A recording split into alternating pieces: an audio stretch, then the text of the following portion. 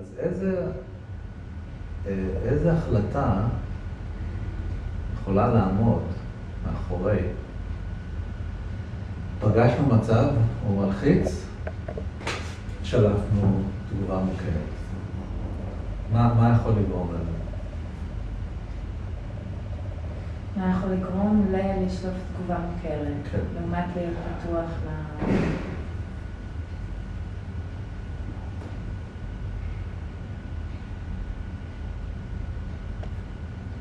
איזשהו חוסר אמון ביכולת,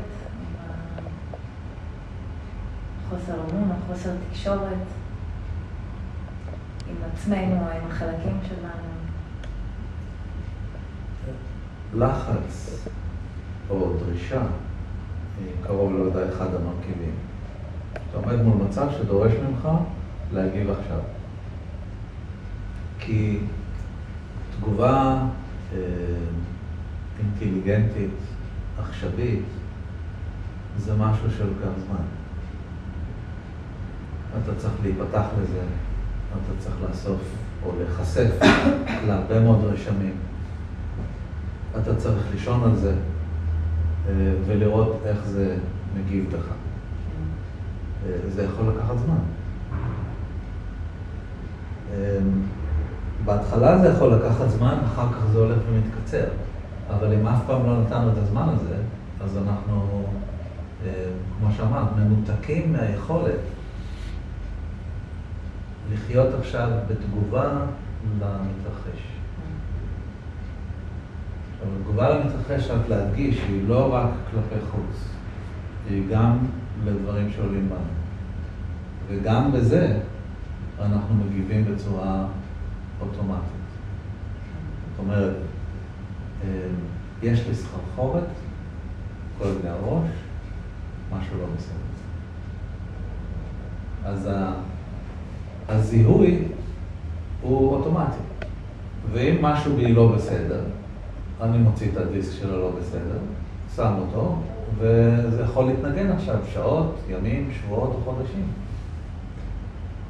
רק בגלל שאיפשהו אני החלטתי שהסט הזה של תחושות אומר לא בסדר.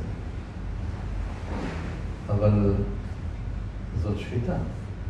זה לא בהכרח נכון. הרבה פעמים חוויות שהן מאוד משפיעות, בזמן שהן קורות, הן גם לא נעימות, הן גם לא ברורות, הן גם לא מובנות. ובכל זאת, אלה הם הדברים שהם אולי הכי מרשימים או משפיעים.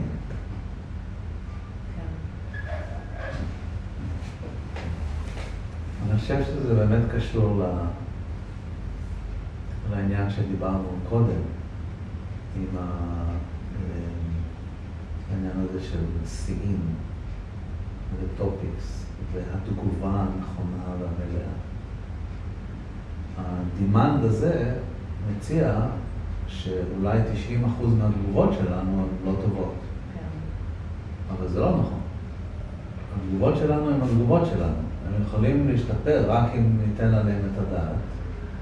ניתן להם הזדמנות להגשים את עצמם, זאת אומרת לקרות, ונלמד מזה. אבל אם אנחנו חושבים שהן לא טובות, בגלל שזה אנחנו לא איזשהו מומחה בעל תואר עולמי ושם,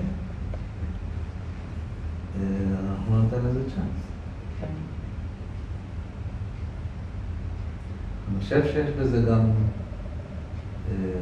למעשה תגובה שהיא מבוססת על העבר, ותגובה שמתבססת על עכשיו ומה שקורה עכשיו. אנחנו לא יכולים להגיב כלפי אדם אחד כמו שהגענו כלפי אדם אחר. אנחנו לא יכולים להגיב בתוך יום אחד כמו שהגענו בתוך יום אחר, אם אנחנו חיים.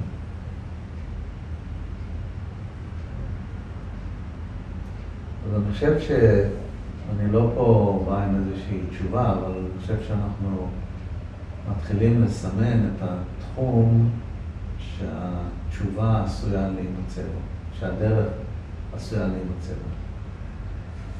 אז איזה גישה יהיה נכון להתחיל לכתוב כך שאנחנו מגיבים בצורה יותר חופשית, עכשווית, עדכנית, ומהאינטליגנציה שיש לנו היום, להבדיל מזאת שהייתה לפני 10 שנים או לפני חודש. לפני חודש זה לפני חודש. זה גם קשור לתעשייתיות והמסחריות של החיים, שאם הגעת לאיזשהו מוצר, והוא במקרה הלך טוב, אז אתה לא תעזור אותו. אמרנו, זה עכשיו אתה התמסרת אליו ואין יותר חיים אחרי.